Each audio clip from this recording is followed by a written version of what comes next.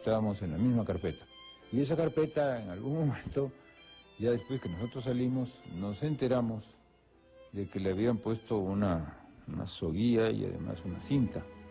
Y no dejaban sentar a ningún alumno ahí. Fueron compinches y más adelante discípulos del famoso historiador Raúl Porras Barrenechea, quien les encomendó la tarea más increíble de sus vidas. Porras también me consiguió además un trabajo en el cementerio Presbítero Maestros. Tenía que fichar los nichos de los pabellones más antiguos, cuyas lápidas se habían borrado. Entonces los domingos me iba al cementerio y el Gordo Silva, o sea yo, me acompañaba. Javier Silva era mi gran amigo.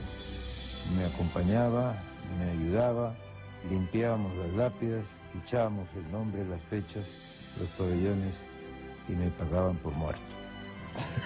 En realidad los dos nos pagaban por muerto. ¿Iban al cementerio ustedes? Íbamos al cementerio a hacer las fichas.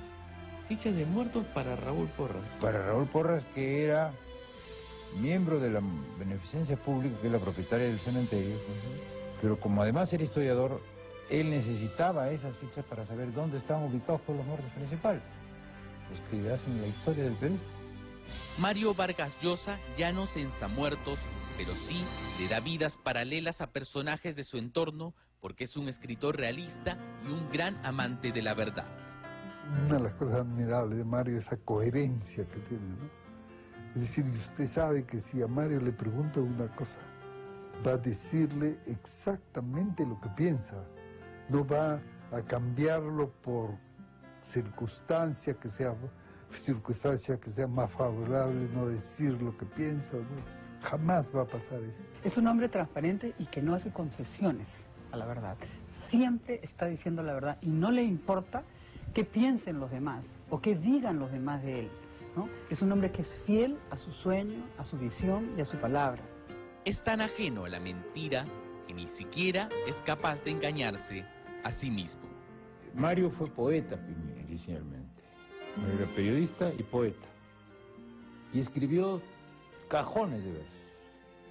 ¿Qué pasó? Un día él llega a la conclusión de que como poeta no es bueno. No, le digo, ¿por qué vas a ser mal poeta? Esos son unos lindos versos, mira, este es un bonito verso. No. He llegado ya a la conclusión. Quiero que me acompañes esta noche a quemar todos mis poemas. Uy, le dijo, pero es una barbaridad. ¿Y a dónde vamos a ir a quemar? En la noche, a la medianoche. No, me dijo, en la cocina de la casa, de mi casa, ahí vamos, ahí quemamos el asunto. Y lo ayudé pues a quemarme. Yo me cogí uno de los versos, recuerdo que después ya no sé qué se hizo. No, era largo, pero y quemó todo, porque dijo, yo voy a ser un mal poeta, entonces prefiero dedicarme a hacer novela.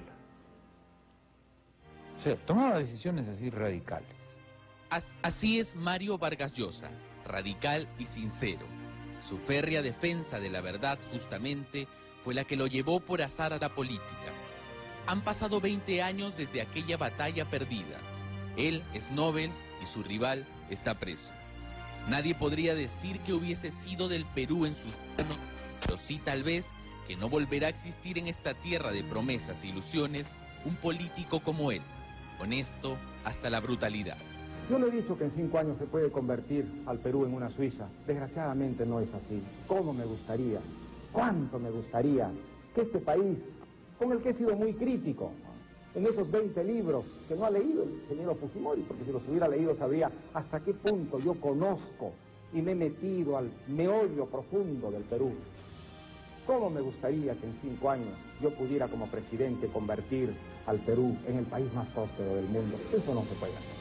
Si hay algo que puedo decir de Mario y que me ha servido a mí, por ejemplo, como un derrotero en mi vida personal, es nadie mejor que Mario ejecuta evitar el doble diálogo. Y eso para mí, por ejemplo, que me quedó impregnado y yo trato de mantenerlo. Es decir siempre las cosas lo más correctamente y más claramente posible, aun cuando no sean muy beneficiosas en términos políticos o a veces en términos empresariales e incluso sociales. Lo que pasa es que al final llega él a la conclusión de honestidad absoluta de decir tengo que contarle al pueblo de la manera más clara y más transparente qué voy a hacer. Y entonces, por ejemplo, yo en la Plaza de Armas de Arequipa, pues dijo, señores, la primera medida que voy a tomar es acabar con la estabilidad laboral. ¿Te puedes imaginar? Pues? Lo que significó para la gente eso. Ahí hubo una frase de Fernando Belaúnde, decía, Mario ha confundido el confesionario con la plaza pública.